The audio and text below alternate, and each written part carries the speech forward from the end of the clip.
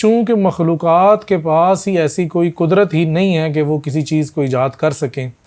تو شیخ اکبر نے فرمایا، اور یہ اپنے عقیدے میں فرمایا، اگر تمام مخلوقات مل کر کسی شے کا ارادہ کریں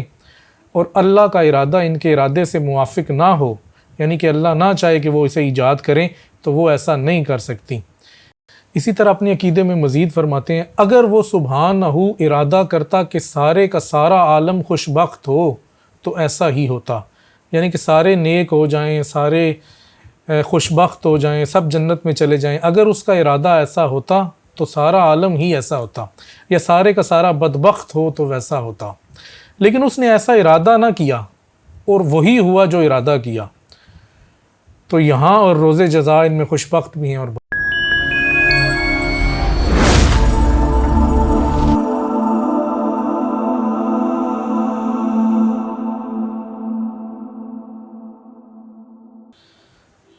بسم اللہ الرحمن الرحیم۔ السلام علیکم۔ ابن العربی فاؤنڈیشن میں خوش آمدید۔ آج کی ہماری ویڈیو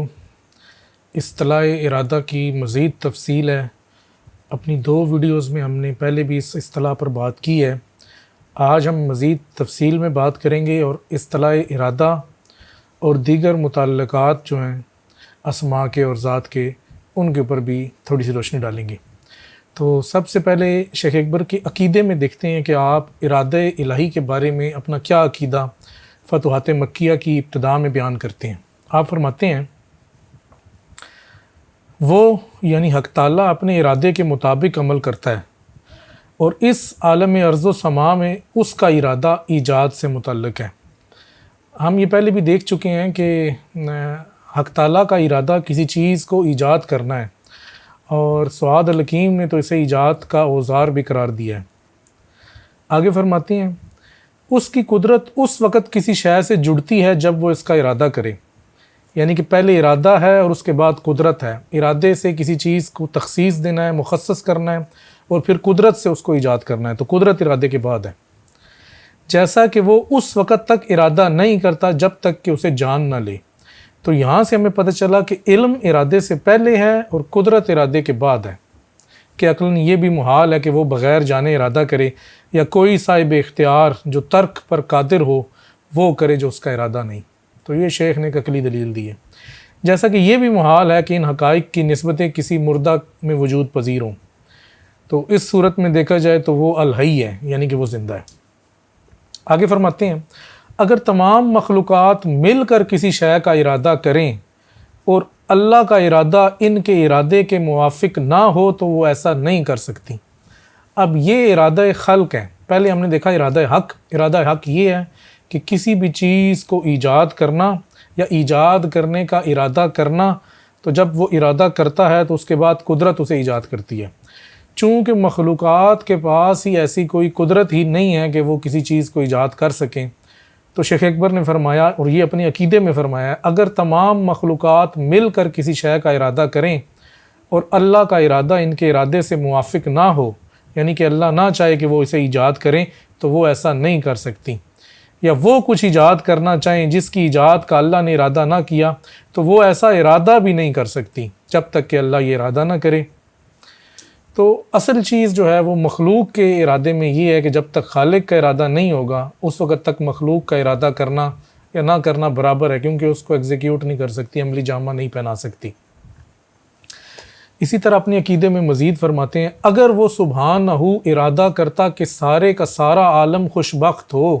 تو ایسا ہی ہوتا، یعنی کہ سارے نیک ہو جائیں، سارے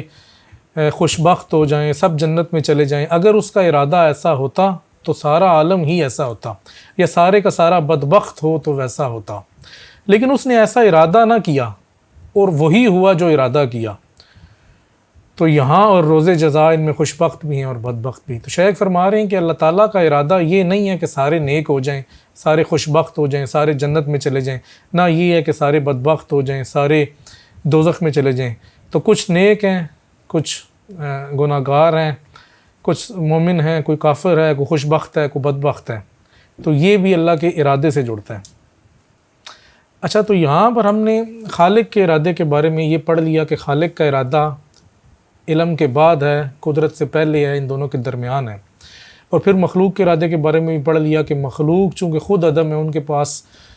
ایگزیکیوشن کی طاقت نہیں ہے، مطلب وہ عملی جامہ نہیں پہنا سکتی، اپنا حکم نافذ نہیں کر سکتی، ان کے پاس قدرت نہیں ہے،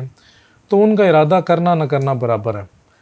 تو اب ہم دیکھتے ہیں کہ شیخ کے نزدیک ارادے اور کسب میں کیا فرق ہے۔ چونکہ مخلوق ارادہ نہیں کر سکتی تو یا اپنے ارادے کو عملی جامہ نہیں پہنا سکتی، تو اس کے لیے پھر شیخ نے کسب کا لفظ استعمال کیا۔ آپ فرماتے ہیں چونکہ ارادہ حقیقتاً اپنی مراد سے جڑا ہے، یعنی کہ ارادے کے نتیجے میں جو چیز ظاہر ہوئی، ایجاد ہوئی، وہ اس کی مراد تھی، تو ارادہ اپنی مراد سے جڑا، لیکن حادث میں ایسی قدرت نہیں، یعنی کہ مخلوقات میں ایسی قدرت ہی نہیں ہے کہ وہ کوئی چیز عدم سے ایجاد کر سکیں کہ اس راہ میں خلل ہے تو یہ کسب ہے۔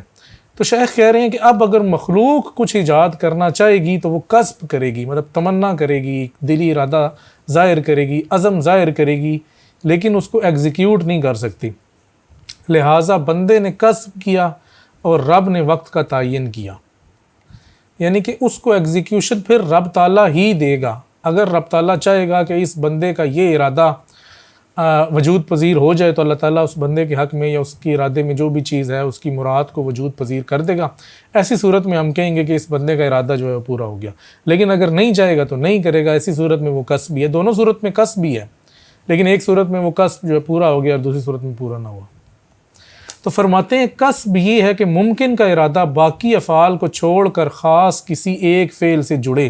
اور پھر اس تعلق پر قدرت الہی اسے ایجاد کرے، تو اسے ممکن کا کسب کہتے ہیں۔ کہ کوئی بھی مخلوق سوچے کہ یہ کرنا چاہتا ہوں میں، اور جب وہ سوچے اور پھر اس سے اللہ تعالیٰ سے مدد مانگے یا اللہ تعالیٰ کی قدرت، اپنی قدرت کاملہ سے اللہ تعالیٰ اس کا یہ فعل ایجاد پذیر کر دے، تو ہم یہ کہیں گے کہ ممکن نے کسب کیا اور حق نے ایجاد کیا۔ تو یہ ہے جناب حق، ارادے اور کسب کا فرق۔ اب ہم دیکھتے ہیں کہ شیخ کے نزدیک کون سا ارادہ قابل قبول یا قابل بھروسہ نہیں۔ تو یہ آپ کی ایک چھوٹی سی کتاب ہے، کتاب النصائح فیما لا یؤول علیہ، اس کا ایک نام ہے۔ اس میں آپ فرماتے ہیں ہر وہ ارادہ جو اثر نہ کرے وہ قابل بھروسہ نہیں۔ تو ارادے کا اثر یہی ہے کہ کسی چیز کو ارادہ ایجاد کرنا چاہ رہا ہے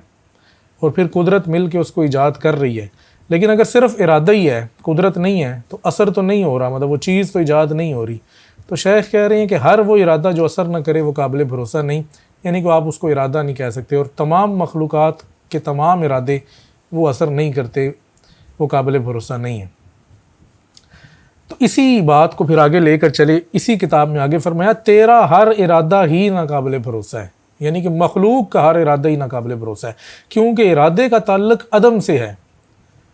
ارادے کا تعلق عدم سے ہے، یہ ہم پہلے بھی بتا چکے ہیں، اور مراد یہ ہے کہ ارادے کا تعلق کسی معدوم شے کو موجود کرنا ہے، تو اس صورت میں عدم سے ہے، اور معدوم کو موجود کرنا صرف اللہ کے بس میں ہے، تیرے بس میں نہیں، لہٰذا تیرے لیے ارادہ کرنا یا نہ کرنا برابر ہے۔ تو ارادہ کر یا نہ کر، تو اپنے ارادے کو عملی جامہ نہیں پہنا سکتا، تو کسب کر سکتا ہے،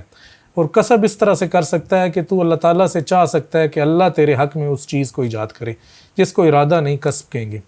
تو یہ آج کی ایک مختصر سی ویڈیو تھی جس میں ہم نے مخلوق کے ارادے پہ بات کی، خالق کے ارادے پہ بات کی، اور مخلوق کے ارادے کو کس طرح سے ارادہ نہیں بلکہ شیخ اکبر کسب کہتے ہیں اس پر بات کی۔ امید کرتے ہیں کہ یہ 2-3 موضوعات جو اس ویڈیو میں آئے ہیں وہ آج آپ کو سمجھ میں آ گئے ہوں گے۔ اپنی کسی نیکسٹ ویڈیو میں دوبارہ سے آپ کے سامنے آئیں گے، اس وقت تک کے لیے اجازت دیجیے۔ السلام علیکم ورحمۃ اللہ وبرکاتہ۔